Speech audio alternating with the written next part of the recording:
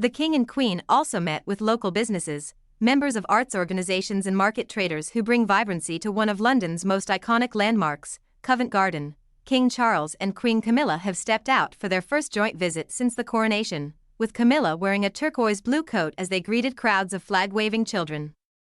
Their visit to Covent Garden also marks the first time the Queen has been seen on a public engagement since the Coronation Concert at Windsor Castle on May 7.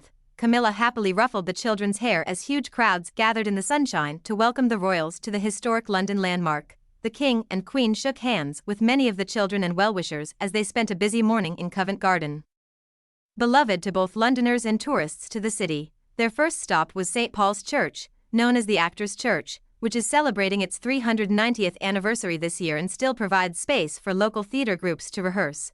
In 1662, famed London diarist Samuel Pepys saw the first Punch and Judy show in the church's portico, a performance which is still put on in Covent Garden to this day. Their Majesties met with the Lord Mayor of Westminster, Councillor Hamza Tazazale, and schoolchildren from nearby St. Clement Danes Coffee Primary School, as well as representatives of the Covent Garden Community Association and local actors who regularly perform at the church through its own in-house theatre company, Iris Theatre. Camilla also channeled her work with victims of domestic violence as she spoke with Church's Drama for Healing Group. Established in 2019, the group works with women who have experienced domestic abuse to help provide community and healing through theatre.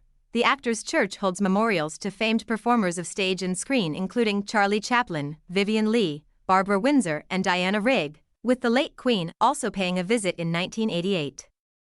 The church's portico is also where the opening scene of Pygmalion is set, as Eliza Doolittle sells her violets there. Following this, the King and Queen proceeded to the Apple Market, a British arts and crafts market, to meet stallholders, including one set up by Amrit S. Maan Obe. Mr. Maan runs the Punjab Covent Garden restaurant, the UK's first and oldest Punjabi Indian restaurant, which was founded by his great-grandfather in 1946. After sampling the delights of the market, Charles and Camilla walked to the Royal Opera House Arcade, where they met with artists and staff from the Royal Ballet, the Royal Opera, the orchestra of the Royal Opera House, as well as students from the Royal Ballet School. Two of the chorus members greeted by the royals, Amanda Baldwin and Luke Price, were part of the contingent who performed at the spectacular Coronation Concert at Windsor Castle. The historic performance marked a first-time collaboration between the Royal Ballet, the Royal Opera, the Royal Shakespeare Company, the Royal College of Music and the Royal College of Art, who performed somewhere from the musical West Side Story.